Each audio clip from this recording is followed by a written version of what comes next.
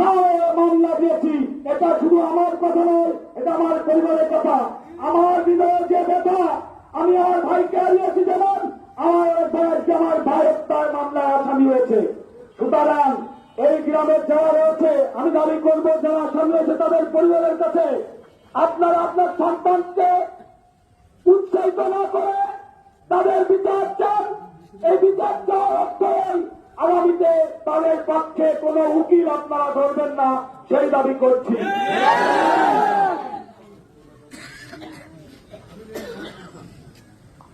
আমি এই এলাকার সন্তান, আমিও যেমন জানি এখানে চেয়ারম্যান আছে, গুণীজন আছে, বিভিন্ন অঞ্চল থেকে, খুলনা থেকে বিভিন্ন পর্যায়ে জেলা বিএনপি, খুলনা মহানগর বিএনপি, বিভিন্ন সংগঠনের নেতৃবৃন্দ এসেছেন।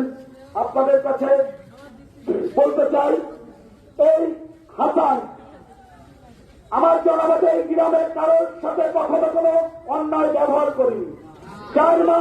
4 মাস এসেছে, প্রবাসে থাকতে এই গ্রামের উন্নয়নে, এই গ্রামের মানুষের, অসহায় মানুষের পাশে সে দাঁড়িয়েছে তার নির্বাচিত করিয়ে। এই কয়েকটি বছর আমি জানি আমাদের এই স্কুল মাঠে প্রবাসীদের উদ্যোগে একটি মাহফিলয় একটি ধর্মীয় অনুষ্ঠান, সেই অনুষ্ঠানে আমার ভাইয়ের সকল প্রকার কন্ট্রিবিউট থাকে।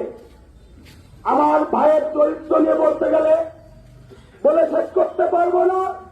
আমি আপনাদের কাছে অনুরোধ করব, এই আন্দোলনের সংগ্রাম যত সীমা পর্যন্ত আমার ভাইয়ের পরিচিত হত্যাকারীদের ফাঁসি না হবে, আপনারা এই আন্দোলন চালিয়ে যাবেন।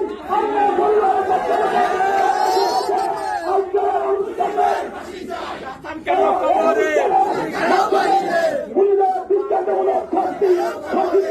এই প্রত্যাশা রেখে আমি আমার বক্তব্য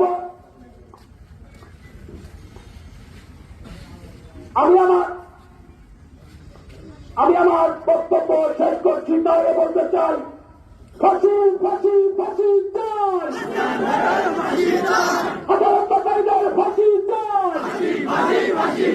ফাঁসি ফাঁসি ফাঁসি চাই। আমার ভাই কবরে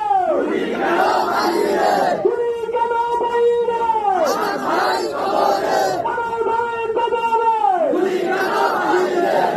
এবার আমি আমার বক্তব্য শেষ করছি। খুদা হাফেজ, সকলকে সালাম, আসসালামু আলাইকুম।